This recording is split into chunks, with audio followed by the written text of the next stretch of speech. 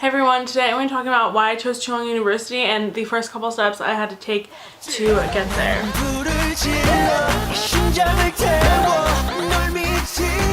I chose these videos as I'm going on my journey through going to Chung-Ang instead of maybe one big one at the end or maybe two bigger ones, just because I want to get the most information out there and answer any questions that you guys have and just make sure I'm giving the most information in the most efficient way. And I want to focus on different aspects of going, so before, during, after, and smaller things especially around the campus or what to do around campus and getting there and what it's like. The first part of this video is why I chose Chung-Ang University, which I'm sure I'm pronouncing a little wrong, but hopefully I'll get it better. So the reason I chose CAU or Chung-Ang University is because I just thought it would be the best fit for me. I'm looking to two other schools, Ewha Women's University and Yonsei University, and I decided to study abroad for a year, and I just didn't want to go to an all-girls school for a year. And it's not that I don't have anything against that, it's just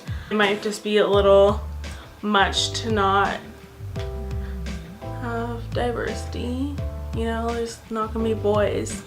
I'm not saying that's the reason, but I just think it's a better experience to go, especially for a year. If I was going for a semester or a summer, I think I definitely would have gone to Ewha. Also, Yonsei is one of the Sky schools, and so I was worried that I wouldn't be able to keep up maybe with the work. You know, I'm not that smart. So I just felt maybe it wasn't the best school for me. So I decided on Chung-Ang. It's, I think, rated at the top, it's 7th in the nation. 7. And it is boys and girls, obviously. And it's a little outside of main Seoul, which I kind of like. I mean, still in Seoul, but it's not Ewha was very close to shops and everything. You walked a foot off campus and there's Etude House, convenience stores, a big shopping area, especially Hongdae. So I knew if I lived near there, I'd be going to Hongdae every day and shopping every day, going out to eat. So I just didn't want to be tempted by that. And Chung-Ang is still in Seoul, but it's just a little outside, and I'm able to just go and easily into main city on the subway. The next part is the application process. So I went through my home university, which I think is a little different than just going straight through Chung-Ang. So I had to first be accepted by the Manoa International Exchange. So I sent my application to them and they said, okay, you're good to go to Chung-Ang. Now you have to do the application to Chung-Ang. But I think it was easier because I had an application, or I had a thing for my school. What is that called? Okay, I had an acceptance from my school to go to Chung-Ang, which meant that my school had approved me that I had the right GPA and that I was good to go to Chung-Ang. So Chung-Ang, it's a pre-screening kind of. So for Chung-Ang, I just had to send them the application, but it was super easy. They give you I think a week to do it, and I needed only a couple days. So they gave me all the information so I can have all the documents ready that I needed to fill that out. I think there's a couple things that you needed done for the application that might take some time, but it was really easy and I got everything done before the application was due. Just make sure your passport is not gonna expire while you're in Korea, obviously, and I think it's 6 months from your ending date that it needs to still be valid. So if you have a year left on your passport, then I think you should get a new one. And the first thing they said was hey, we're gonna give you a visa issuance number, which kind of helps with the process of getting a visa. So it already says you have a backer in Korea, someone who's gonna be there, and it's already just kind of it's really easy.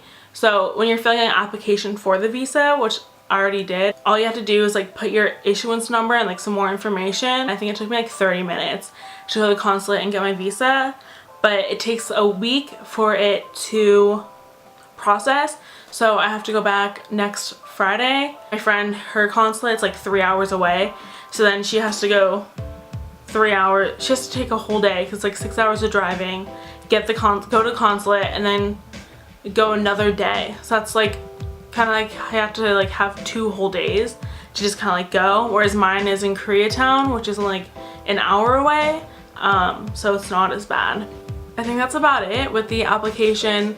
It's really straightforward. Some of the things they have you do is a TB test if you're gonna live in the dorms. They also need to show that you have insurance. So I got my insurance through my school. So they gave me $1 a day for my insurance, which is like really cheap. I'm $1 a day, guys.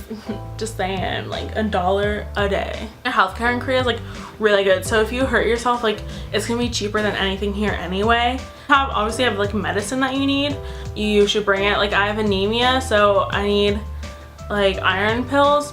And I was like, you should bring like all 8 of the pills I'm making you take. I was like, I'm not taking 8 bottles of pills. Like that's what you need to think about too. If you're gonna have prescription medicine or something you need, you have to think about that too. And you also see the laws on what Korea says about that certain drug. And also if you can just buy it in Korea, because I'm sure it's cheaper to buy it in Korea. Like if it's something like over the counter or something that's easy to get, maybe finding it in Korea. One other really annoying thing is Chung-Ang doesn't tell you when you need to be in Korea till like July. So I don't even know when I'm supposed to like make my flight to go, because they have a certain day where they'll have a bus at the airport that will take you straight to the dorms, which is so convenient and it's like such a nice thing. But if I can't even make my flight to like a month out, it's like, you know, like can I at least know when to make my flight? And like it's just frustrating because like I just want to make a flight and it's gonna get more expensive obviously as time goes on. I wish they were a little more communicative and like had that together, just because I just want to make my flight and get this done, you know? I want to make this official. I mean, it's not, I mean, already it's official because I have a visa now. Oh my god, I keep forgetting things.